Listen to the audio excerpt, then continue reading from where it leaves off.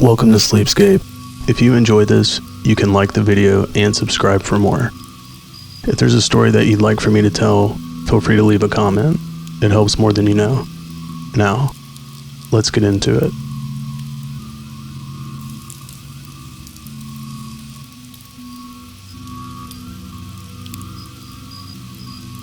On the evening of March 13, 1997, thousands of people across the American Southwest reported seeing something in the sky that did not behave like anything they recognized. Not a single light, not a distant aircraft, but a formation large enough to stretch across the horizon, moving slowly, silently, and with a level of control that immediately stood out to those watching it. What makes this case different is not just the number of witnesses, but how consistent their descriptions were across distance, time, and perspective. This is the Phoenix Lights. Let the story unfold. The earliest reports did not begin in Phoenix. They began earlier that evening, just after sunset, near Henderson, Nevada, before continuing southeast toward Arizona. Witnesses in those early locations described a formation of lights arranged in a wide, symmetrical pattern. Some counted 5 lights, others 7, but most agreed on the overall structure. A V-shaped formation, evenly spaced, maintaining fixed positions relative to one another as it moved. It did not blink like conventional aircraft. It did not drift. It moved steadily, deliberately, and without sound.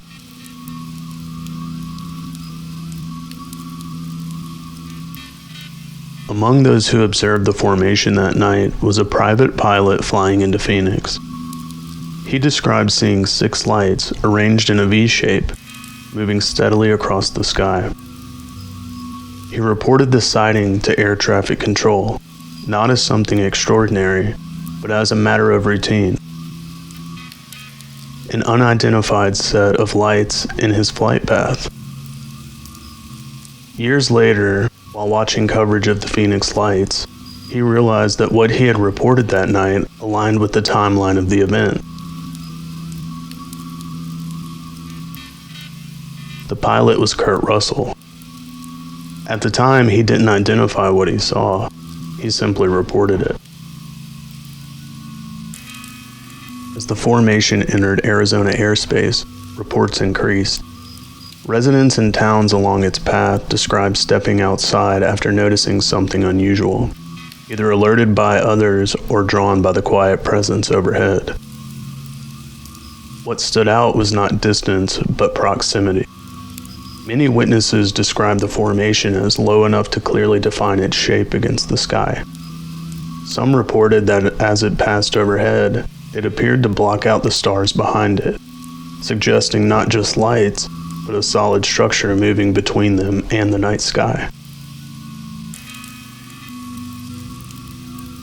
By the time the formation reached the Phoenix metropolitan area, the number of witnesses had grown significantly.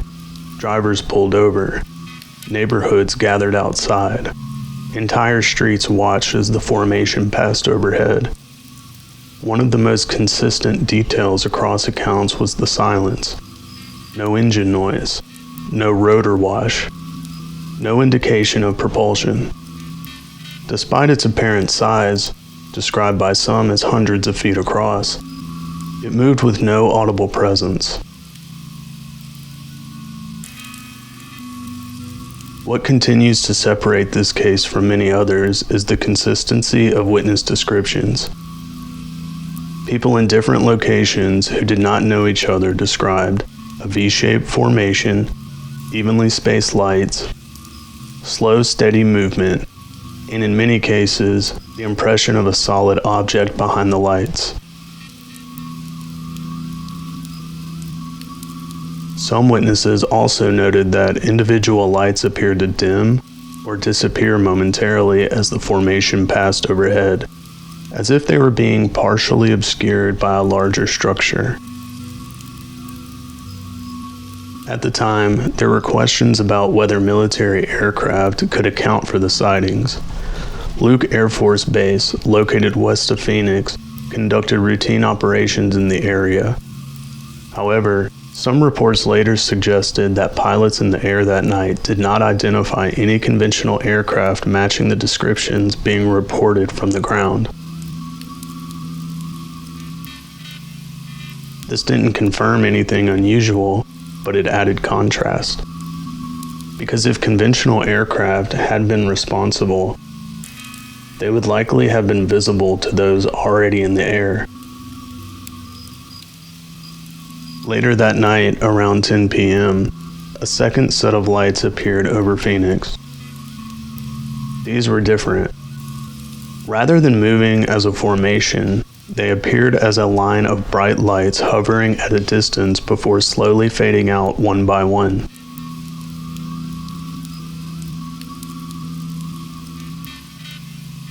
This second event was widely recorded on video and is the footage most often associated with the Phoenix Lights today. The U.S. military later stated that the later lights were flares dropped during a training exercise. Flares can appear stationary from a distance. They drift slowly, and they fade sequentially as they burn out.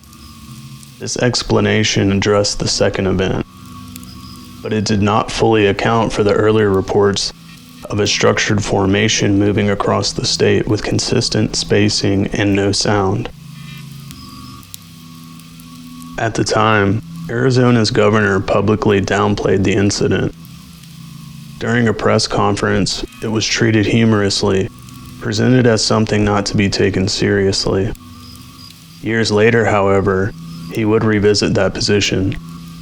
He stated that he had seen something himself that night, something he could not identify, and that his earlier response had been an attempt to prevent public panic. The Phoenix Lights remains one of the most widely witnessed, unexplained aerial events in modern history. Not because of a single photograph, not because of a single account, but because thousands of people across a wide geographic area describe seeing the same thing at roughly the same time, moving in the same direction. A formation of lights, silent, structured, consistent. Some saw only lights. Others believed they saw something behind them. But all of them saw something that did not fit easily into a single explanation. Whatever passed over the desert that night was seen by too many people to be dismissed.